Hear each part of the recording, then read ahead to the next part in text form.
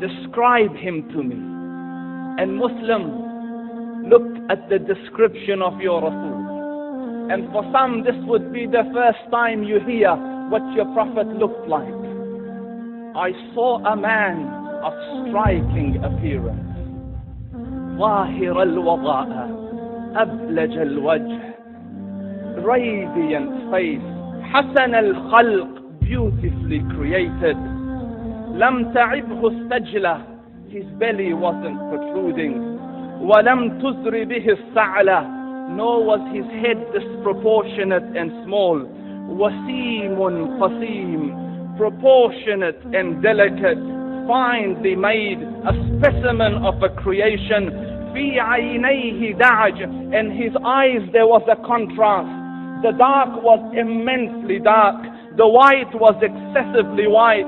وفي أشفاره وطف, and his eyelashes were long. وفي صوته صهل, and in his voice was a natural echo. وفي عنقه سطع, and his neck was elegantly long. وفي لحيته كثافة, his beard was full and thick.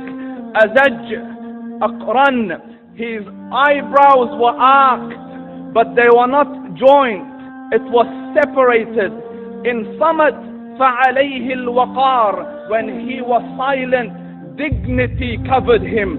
وإن تكلم سماه وعلاه البهاء, and when he spoke, it was audible and clear, almost commanding and overtaking. أجمل الناس وأبهاهم من بعيد, from afar the most striking and outstanding in appearance. وأحسنهم وأجملهم من قريب, and when he came near, the best of them and the most handsome of them in closeness.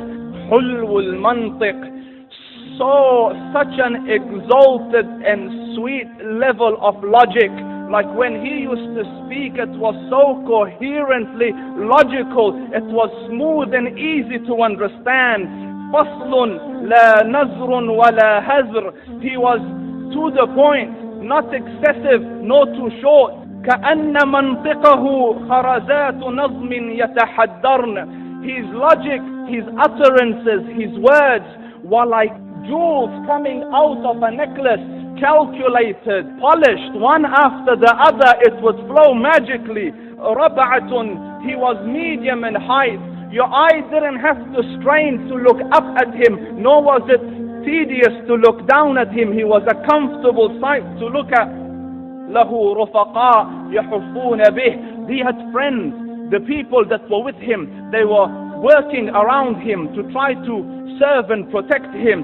إن قال سمعوا لقوله, when he used to say something, they used to hearken to what he used to say. وإن أمر تبادروا إلى أمره, when he commanded, they used to compete to fulfill the command. This is Muhammad Rasulullah. This is Muhammad Rasulullah. Anas ibn Malik says, he says, I came out one night, I came out one night, it was the full moon night.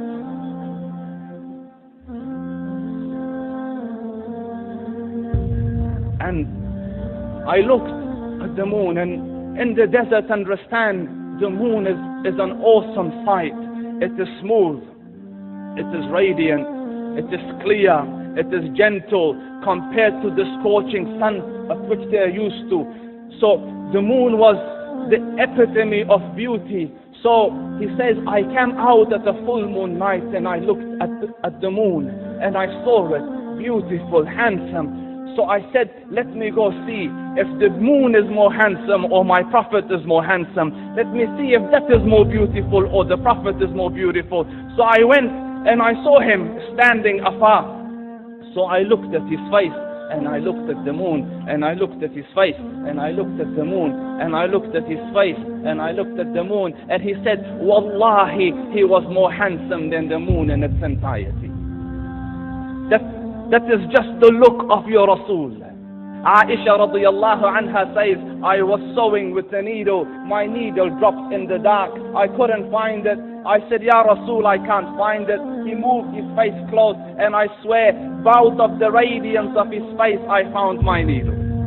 And the Prophet sallallahu alaihi wasallam was mind-bogglingly handsome, but his handsomeness was covered with waqar and jalal and hayba.